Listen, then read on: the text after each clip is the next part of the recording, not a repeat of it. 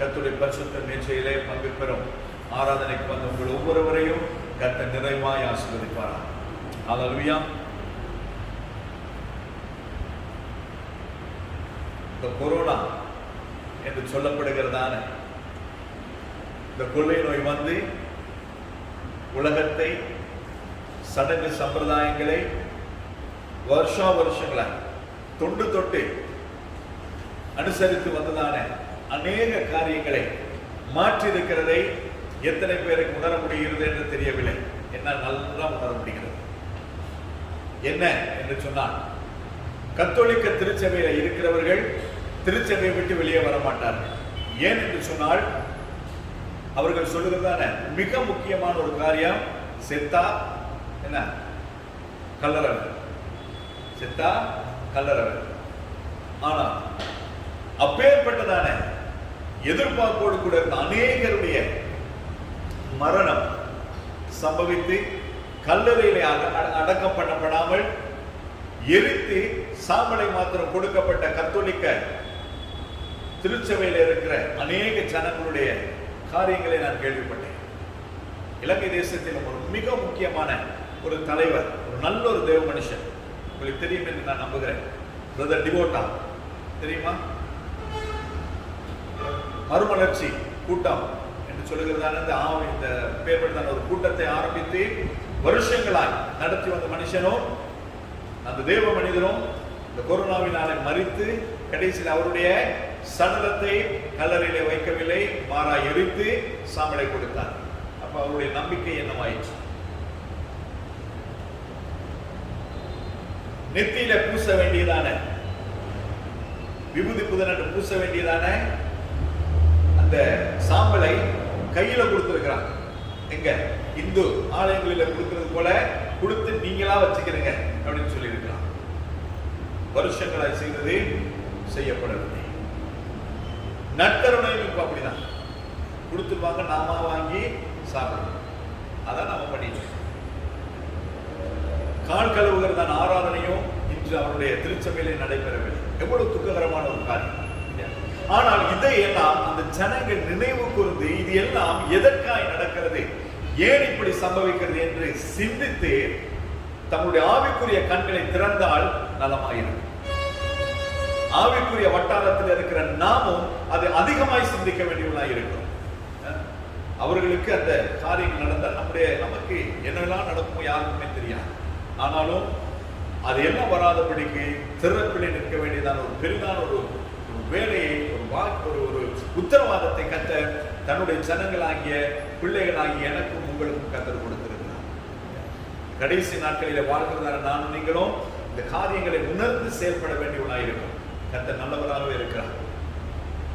இந்த நாளிலே எப்பொழுது நாங்கள் இதுவரையிலும் எனக்கு ஞாபகம் இல்லை, சிலுவையிலே ஆண்டவராகிய இயேசு கிறிஸ்து பேசின 7 வார்த்தைகளை நாங்கள் தியானித்திருக்கிறோமா என்று எனக்கு ஞாபகம் இல்லை என்றுதான் நான் நம்புகிறேன். ஆனால் அதையும் காட்டிலும் சிலுவை நமக்கு கற்றுத்தருகிறதான ஒரு 7 காரியங்கள், அநேக காரியங்கள் உண்டு. அதிலே 7 காரியங்களை இந்த நாளிலே உங்களோடு கூட பகிர்ந்து கொண்டு மிகுதியான காரியங்களுக்கு நிறைய கடந்து போகலாம் என்று நான் நம்புகிறேன்.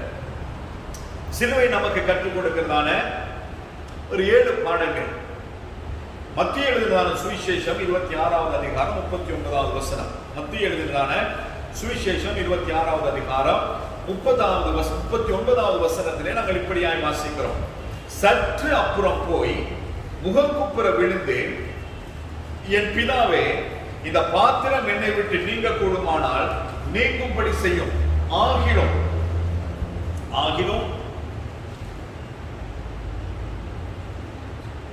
என் சித்தத்தின்படி அல்ல, உம்முடைய சித்தத்தின்படியே ஆக கடவுது என்று ஜெபம் பண்ணினார். ஆண்டவராகிய இயேசு கிறிஸ்து கெத்செமனே பூங்காவிலே 11 சீஷர்களோடு கூட போய் 8 பேரை ஒரு இடத்துல விட்டுட்டு இன்னும் 3 பேரை கூட்டிட்டு 8 3 11 யூதாஸ் போயிட்டார் காட்டி கொடுக்கிறது. 3 பேரோடு கூட போய் அந்த 3 பேரையும் அவரோடு கூட சேர்ந்து ஜெபிக்கும்படியாய் சொல்லி சற்று அப்புறம் போய் அவரும் பிதாவாகிய தேவனை நோக்கி ஜெபம் பண்ணினார். ஜெபம் பண்ணி அவர் கேட்டதான காரியம் என்ன? இந்த பாத்திரம் என்னை விட்டு நீங்க கூடுமானால் நீங்க ஆகிடும். அது என் சித்தத்தின்படி அல்ல, உம்முடைய சித்தத்தின்படி என்று சொல்லி சொல்லினார். அப்ப சிலுவை நமக்கு கற்றுத் தருகிறதான முதலாவது பாடம் என்ன என்று சொன்னால், தேவ சித்தத்திற்கு நாம் நம்மை எப்பொழுதும் ஒப்புக் கொடுக்க வேண்டும். நமக்கு எத்தனையோ விருப்பங்கள் இருக்கலாம், ஆசைகள் இருக்கலாம், அபிலாஷைகள் இருக்கலாம், எதிர்பார்ப்புகள் இருக்கலாம், திட்டங்கள் இருக்கலாம். ஆனா இவை எல்லாவற்றை காட்டிலும் இந்த நாளிலே திருச்சபையில ரட்சிக்கப்பட்டு வாழ்கிறதான ஒரு கிறிஸ்தவனாய் மறுபுறப்படைந்து வாழ்கிறதான நாம் நம்முடைய சித்தத்தின்படியோ நம்முடைய விருப்பத்தின்படியோ நாம் எதையுமே செய்ய முடியாது. ஏனென்று சொன்னால், ஆண்டவராகிய இயேசு கிறிஸ்து கல்வாரியிலே சிலுவையிலே தன்னுடைய ஜீவனை கொடுத்து இரத்தம் சிந்தி என்னையும் உங்களையும் விலை கொடுத்து வாங்கி இருக்கிறார். அதை நாங்கள் எப்பயுமே மறக்க கூடாது. என்னையும் உங்களையும் அவர் விலை கொடுத்து வாங்கி இருக்கிறார். அப்ப அவருடைய விருப்பத்தின்படி, அவருடைய சித்தத்தின்படி, அவருடைய எதிர்பார்ப்பின்படி, அவருடைய நோக்கத்தின்படி தான் நம்முடைய வாழ்க்கை அமைய வேண்டும்.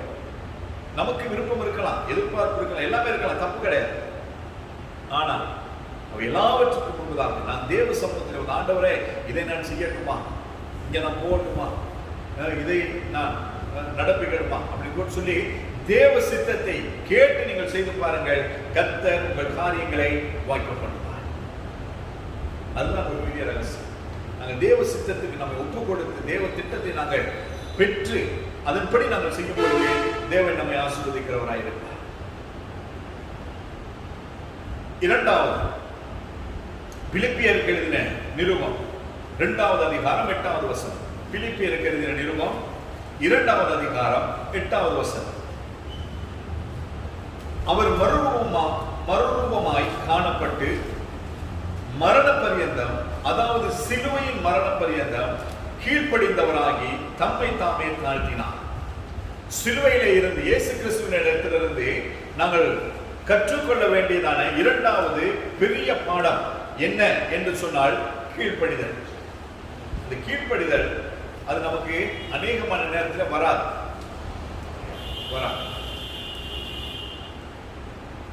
பெற்றோருக்கு பிள்ளைகள் கீழ்ப்படுகிறது கிடையாது, கணவன் மனைவிக்கோ மனைவி கணவனுக்கோ கீழ்ப்படுகிறது கிடையாது, சபை ஊழியக்காரனுக்கு கீழ்ப்படுகிறது கிடையாது, கும்பருக்கு கீழ்ப்படுகிறது கிடையாது, வேலை தளத்தில் வேலை செய்கிறவர்கள் அதிகாரிகளுக்கு கீழ்ப்படுகிறது கிடையாது, பிள்ளைகள் இந்த நாட்களில் விசேஷமாய் ஆசிரியர்களுக்கு கீழ்ப்படுகிறது கிடையாது. ஏன் சொன்னா, ஆசிரியர்களுக்கு பிள்ளைக்கும் ஒரே வயசு தான். நாமெல்லாம் படிக்கும் போது வயசாளிகள் எல்லாருமே டீச்சர்ஸ் நமக்கு கற்றுக் கொடுத்தோம். இன்னைக்கு பார்த்தா பிள்ளை எது டீச்சர் எதுன்னு தெரியாது. கலர் உடுப்பு போட்டு அனுப்பிட்டா எல்லாம் ஒண்ணு மாதிரி தான் இருக்கு. கீழ்ப்படுதல் கிடையாது. யாருக்கும் யாருமே கீழ்ப்படுகிறது கிடையாது. கீழ்ப்படிதல் தான் ஆசீர்வாதத்தின் முதல் படி. ஆண்டவராகிய இயேசு கிறிஸ்து அவருக்காய், அவருக்குள், அவருக்கென்று எல்லாமே உண்டாக்கப்பட்டது என்று சொல்லி வேதம் சொல்லுகிறது. அப்படி இருந்தும் பிதாவினுடைய சித்தம் செய்கிறதுக்கு தன்னை முற்றுமுழுக்க கீழ்ப்படிந்தார். அப்ப இயேசு கிறிஸ்துவினிடத்தில் இருந்ததால் அந்த கீழ்ப்படிதல் என்னிடத்திலும் உங்களிடத்திலும் இருக்க வேண்டும். ஆண்டவரை எதிர்பார்க்கிறார். அந்த ஒரு கீழ்ப்படிதலினால், அந்த கீழ்ப்படிதல் இல்லாமை நிமித்தமாய் சவுல் தன்னுடைய ராஜ்ய பாரத்தையே இழக்க நேரிட்டது. அந்த கீழ்ப்படிதல் இல்லாமை நிமித்தமாய் பரிசுத்தாவியாக தேவன் சவுலை விட்டே வெளியேறினார். அவன் செய்த தவறு எதுவுமே கிடையாது. சிம்சன் பாவம் செய்தான், விபச்சாரம் செய்தான், எத்தனையோ காரியங்கள் செய்தான். தாவீது விபச்சாரம் செய்தான், கொலை செய்தான், கொலை செய்ய தூண்டினான், எத்தனையோ காரியங்கள் செய்தான். இப்படி வேதத்தில் நாங்கள் அநேகரை நாங்கள் பார்க்க முடியும். ஆனால் சவுல் எந்த விதமான காரியங்களும் செய்யவில்லை, எந்த ஒரு தவறும் செய்யல. அவன் செய்த ஒரே ஒரு தவறு கீழ்ப்படியவில்லை. தீர்க்கதரிசி சொன்னதற்கு, தேவன் சொன்னதற்கு கீழ்ப்படியவில்லை. கீழ்ப்படியாமை நிமித்தமாய் பரிசுத்தாவியாகிய தேவன் அவனை விட்டு எடுக்கப்பட்டு, அந்த பரிசுத்தாவியானவர் இருந்த இடத்துல ஒரு அலை கலைக்கும் ஆவி, ஒரு அசுத்தாவி அவனிடத்துல வந்து புகுந்தது. எனவே நம்மிடத்தில் இருக்க வேண்டியதான மிக முக்கியமான ஒரு காரியம் கீழ்ப்படி. முதலாவது தேவ சித்தம் நம்முடைய வாழ்க்கையில் இருக்க வேண்டும். எதை செய்தாலும் தேவ சித்தத்தை கேட்டு செய்ய வேண்டும். இரண்டாவதாக, எதை செய்தாலும் கீழ்ப்படிதலோடு கூட செய்ய வேண்டும். மூன்றாவதாக, நாங்கள் எதை செய்ய வேண்டும் என்றால், அதே வசனத்தில் பிலிப்பியருக்கு எழுதின 2வது அதிகாரம் 8வது வசனத்தில் நான் வாசிக்கும் பொழுது கடைசி சொல்லுகிறது, தம்மை தாமே தாழ்த்தினார். அவர் மர்வமாய் காணப்பட்டும் மரண பரியந்தமும், அதாவது சிலுவையின் மரண பரியந்தம் கீழ்ப்படிந்தவராகி தம்மை தாமே தாழ்த்தினார். அவர் தாழ்த்தனுக்கு அவசியமே கிடையாது. இயேசு கிறிஸ்து தன்னை தாழ்த்தணுமா? வேண்டிய அவசியம் இல்லை. ஏனென்று சொன்னால், அவர் சர்வ வல்லமையுள்ள தேவனுடைய குமாரன், ஒரே பேரான சுதன். அவர் ஒரு வேலைக்காய் பூமிக்கு பிதாவாகிய தேவனால் அனுப்பப்பட்டிருக்கிறார். இப்ப சொல்லுங்களேன், உங்கள் ஒரு ஆளை இந்த அரசாங்கம் தெரிவு செய்து இன்னொரு தேசத்திற்கு இந்த தேசத்தின் ஸ்தானாதிபதியாய் அனுப்பியிருக்கிறது, அம்பாசிடராய் அனுப்பியிருக்கிறது. நீங்க அங்க போய் அந்த ராஜாவுக்கு நீங்க அப்படியே குனிஞ்சி வணங்கி அப்படியே இருக்கிற நீங்க அந்த தேசத்திலே நீங்க அந்த ராஜ்யத்திற்கு கீழே நீங்கள் இருந்தாலும் அந்த ராஜ்யத்தில் இன்னொரு ராஜ்யத்தின் ஸ்தானாதிபதியாக இருக்கிறீர்கள். அப்ப இந்த தேசத்தை நீங்கள் அந்த தேசத்திலே பிரதிநிதித்துவப்படுத்துகிறீர்கள். அப்ப சாதாரணமான ஒரு மனுஷன் இன்னொரு தேசத்திலே ஒரு தேசத்தை பிரதிநிதித்துவப்படுத்துவான் என்று சொன்னால், நம்முடைய இயேசு கிறிஸ்து பரலோகத்தை இந்த பூமியிலே பிரதிநிதித்துவப்படுத்துகிற ஒருவர்.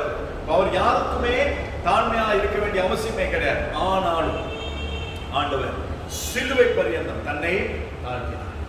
அப்ப நம்மிடத்திலே அந்த இயேசு கிறிஸ்துவின் சுபாவமாகிய அந்த தாழ்மை இருக்க வேண்டும். பெருமை உள்ளவனுக்கு தேவன் எதிர்த்து நிற்கிறார் என்று சொல்லி வேதம் சொல்லுகிறார். தேவன் எதிர்த்து நிற்கிற ஒரே ஒரு காரியம் என்று சொன்னா பெருமை.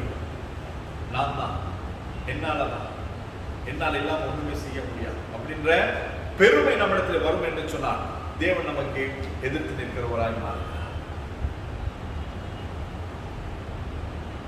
எனவே இந்த பெருமையை நாம் எடுத்து போட்டது தாழ்மையை நாங்கள் தெரிந்து கொள்ள வேண்டும். 4வதாக எபேசியர் 5வது அதிகாரம் 2வது வசனம். எபேசியர் 5வது அதிகாரம் 2வது வசனம். எபேசியர் 5:2. கிறிஸ்து நமக்காக தம்மை தேவனுக்கு சுகந்த வாசனையான காணிக்கையாகவும் பலியாகவும் ஒப்பு கொடுத்து நம்மில் அன்பு கூர்ந்தது போல நீங்களும் அன்பிலே நடந்து கொள்ளுங்கள். அடுத்த காரியம் என்னது? அன்பு. வேதம் சொல்லுகிறது, தீர்க்க தரிசனமானாலும் ஒளிந்து போகும், விசுவாசமானாலும் இல்லாமல், ஆனால் அன்போ ஒரு நாளும் இல்லாமல் போகும். தேவன் அன்பாகவே இருக்கிறார். அந்த அன்பின் அடையாளம் தான் நம்முடைய கர்த்தராகிய இயேசு கிறிஸ்து. அவர் வந்து நமக்காய் ஜீவனை தந்து சிலுவையில என்னையும் உங்களையும் மீட்டுக் கொண்டார். எனவே நம்மிடத்திலே அந்த அன்பு இருக்க வேண்டும்.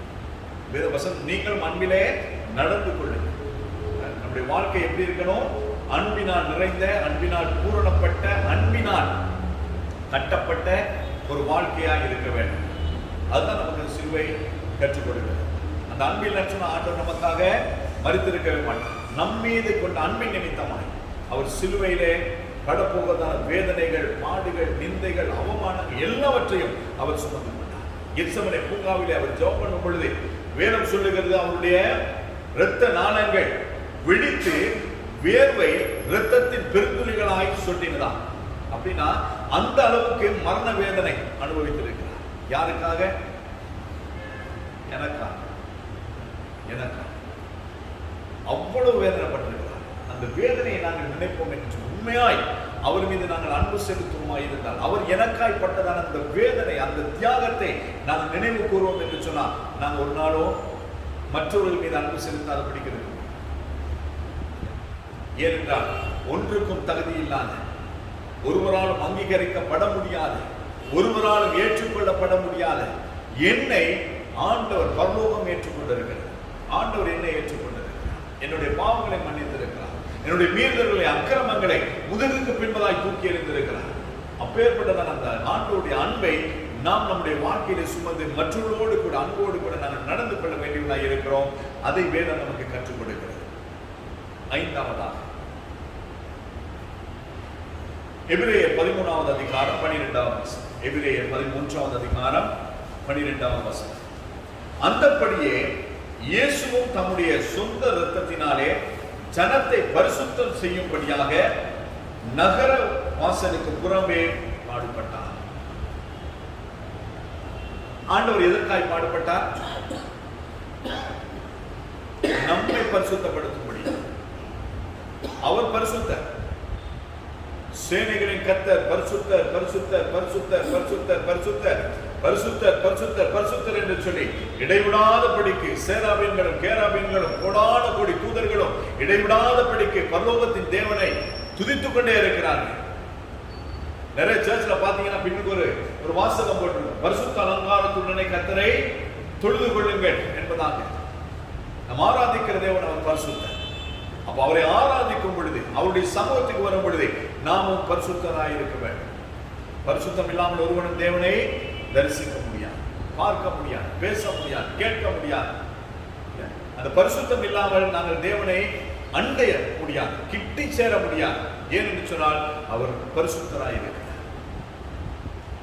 நாங்கள் பரிசுத்தமாய் இருக்கும் பொழுது நம்முடைய வாழ்க்கையில் அந்த பரிசுத்தம் வந்துருச்சா கர்த்தரோடு கூட நாங்கள் நெருங்கி வாழ முடியும், அவருடைய சத்தத்தை கேட்க முடியும், அவருடைய சித்தத்தை செய்ய முடியும். இந்த பரிசுத்தம் இல்லாதபடி ஆண்டவர் என்னோட பேசுறாரு, ஆண்டவர் என்னோட கூட இருக்கிறாரு, முடியாத. இந்த சிலுவை நமக்கு பரிசுத்தத்தை கற்றுக் கொடுக்கிறது. அப்ப அந்த சிலுவையிலே ஆண்டவர் ரத்தம் சிந்தினத நோக்கம் நான் பரிசுத்தமாய் மாற வேண்டும் என்பதற்காக. ஆறாவதா எபிரேயர் 12வது அதிகாரம் 2-3 வசனங்கள். எபிரேயர் 12வது அதிகாரம் 2-3 வசனங்கள். அவர் தமக்கு முன் வைத்திருந்த சந்தோஷத்தின் பொருட்டு அவமானத்தை எண்ணாமல் சிலுவையை சகித்து தேவனுடைய சிங்காசனத்தின் வலது பரிசத்தில் வீற்றிருக்கிறார். ஆகையால் நீங்கள் இளைப்புள்ளவர்களாய் உங்கள் ஆத்துமாக்களில் சோர்ந்து போகாதபடிக்கு தமக்கு விரோதமாய் பாவிகளால் செய்யப்பட்ட இவ்விதமான விபரீதங்களை சகித்த அவரையே நினைத்து கொள்ளுங்கள்.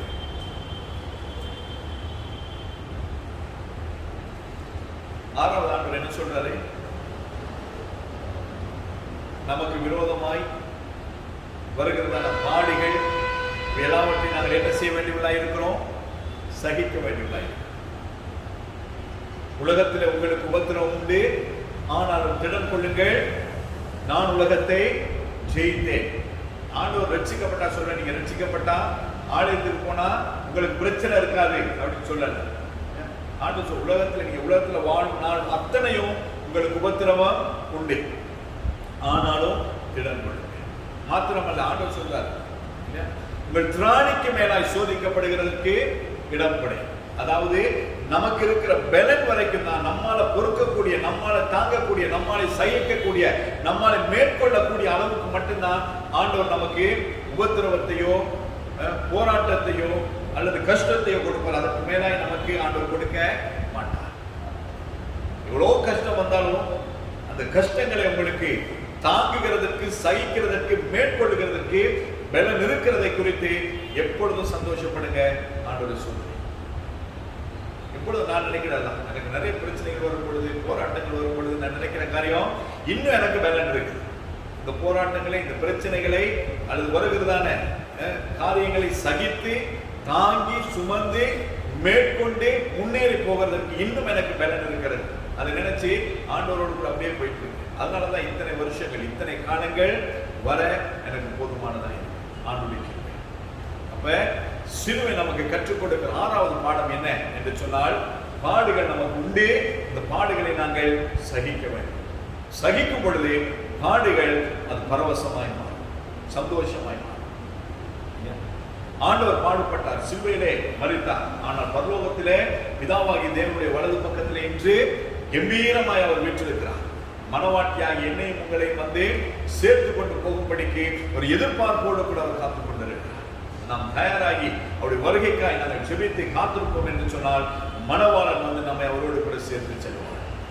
கடைசியாக ஏழாவதாக 2 தெசலோனிக்கேயருக்கு எழுதின நிருபம் 3வது அதிகாரம் 5வது வசனம். 2 தெசலோனிக்கேயருக்கு எழுதின நிருபம் 3வது அதிகாரம் 5வது வசனம்.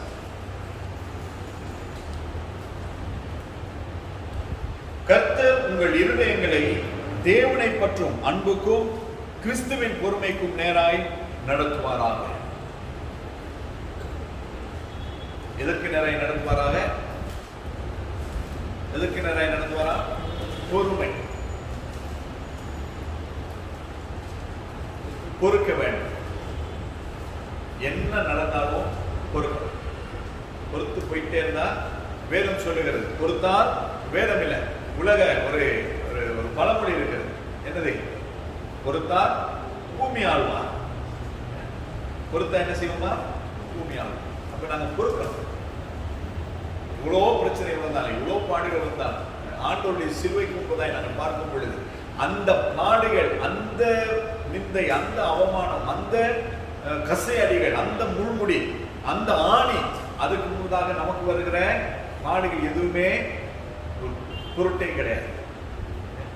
இவைக்கு மத்தியிலே நாம் பொறுமையோடு கூட நாங்கள் கடந்து போவோம் என்று சொன்னால், கடைசியாய் கர்த்தர் வைத்திருக்கிற ஜெயத்தை, ஜெயக்கொடியை, ஜெய எனது கம்பத்தை அல்லது நமக்காய் வைத்திருக்கிற கிரீடத்தை நாங்கள் பெற்றுக்கொள்ள ஏதுவாய். அப்ப இந்த காரியங்கள் நம்முடைய வாழ்க்கையில நாங்கள் பயிற்றுவித்துக் கொள்வோம். இந்த காரியங்களில் நாங்கள் வளருவோம். கர்த்தர் நம்மை ஆசீர்வதிப்பார். அல்லேலூயா. 7 காரியங்களும் என்ன? முதலாவது என்னது? தேவ சித்தம். தேவ சித்தத்தின்படி நாம் வாழ வேண்டும். தேவ சித்தத்தை கேட்டு நடக்க நாம் பழகிக்கொள்ள வேண்டும். இரண்டாவது கீழ்ப்படிதல். எல்லாவற்றுக்கும், எல்லா இடத்துக்கும், எல்லாருக்கும் கீழ்ப்படி. ஜோஷுவாவுக்கு நான் கீழ்ப்படிஞ்சு போயிட்டு இருக்கேன். நான் புரியல. அவர் வானா போய் நாங்க என்ன சொல்றோம்? அப்பா கிட்ட தான் வரணும், அம்மா கிட்ட தான். அப்படிதான் எங்களையும் சொல்லி வளர்த்துருக்கிறான் இல்லையா?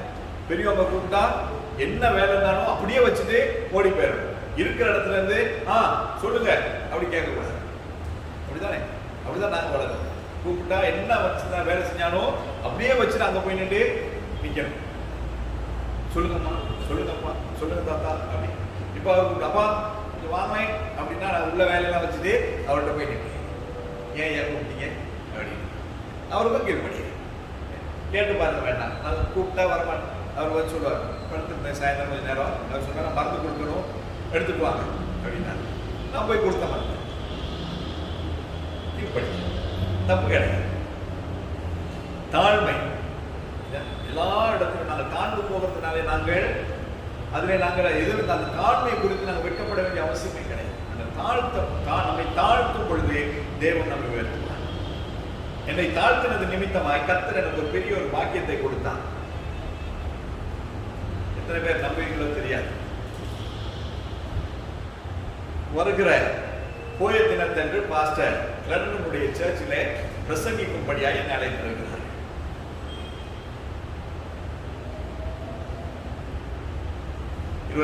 அவர் சொன்னார், ஐயா உங்களுக்கு கொடுக்கறதுக்கு ஞாயிற்றுக்கிழமைகள் இல்லை. நான் சொன்னேன், ஞாயிற்றுக்கிழமையில எப்படியுமே வர முடியாது. ஏன்னு சொன்னா நம்முடைய திருச்சபையில் இருக்கு. அப்ப போய் அன்று அங்கு வந்து செய்தியை கொடுக்கும்படியாக சொல்லியிருக்கிறார். கர்த்தர் எல்லாவற்றையும் செய்ய, அதாவது தாழ்ந்து போகும் பொழுது கர்த்தர் நம்மை உயர்த்துகிறவராக இருக்கிறார் இல்லையா? அவ்வளவுதான். அடுத்து அன்பு. அன்பு சகலத்தையும் தாங்கும், சகலத்தையும் சகிக்கும், சகலத்தையும் நம்பும் அப்படின்னு சொல்லி ஒரு நிறைய பெரிய பட்டியலே இருக்கிறது. அப்ப அந்த அன்பு நம்மிடத்தில் இருக்கும் பொழுது எல்லாவற்றையும் தாண்டி நாம நம்முடைய பயணத்தை போகக்கூடியதாக இருக்கும். பரிசுத்தம். அந்த பரிசுத்தம் நம்முடைய வாழ்க்கையில வந்துருச்சுன்னா மற்ற எல்லாமே தானா வந்து. அந்த பரிசுத்தம் ஒன்று நம்முடைய வாழ்க்கையில் இல்லாதனால தான் எல்லாம் பிரச்சனை. போட்டி, பொறாமை, எரிச்சல், அது இது எல்லாம் வருவதற்கு காரணம் வந்து அந்த பரிசுத்தம் எல்லாமே. பரிசுத்தம் பாடுபடுது. இதனாலும் கொஞ்ச காலம் இந்த பூமியில நாங்கள் பாடுபட்டால் நித்தியமாய் நாங்கள் சந்தோஷமாய் இருக்கும். பொறுமை, எல்லாவற்றிலும் நாங்கள் பொறுமையாய் நாங்கள் இருப்போம் என்று சொன்னால் கர்த்தர் அந்த பொறுமைக்கு ஈடாய் நம்மை ஆசீர்வதித்து நம்மை நடத்துகிறவராய். அல்லேலூயா. எனவே இந்த 7 சுபாவங்களையும் உங்கள் வாழ்க்கையிலே பயிற்றுவித்துக் கொள்ளுங்கள், அதிலே பழகுங்கள். அதன் நிமித்தமாய் கர்த்தர் உங்களை ஆசீர்வதிப்பார். இந்த நேரத்திலே கர்த்தருடைய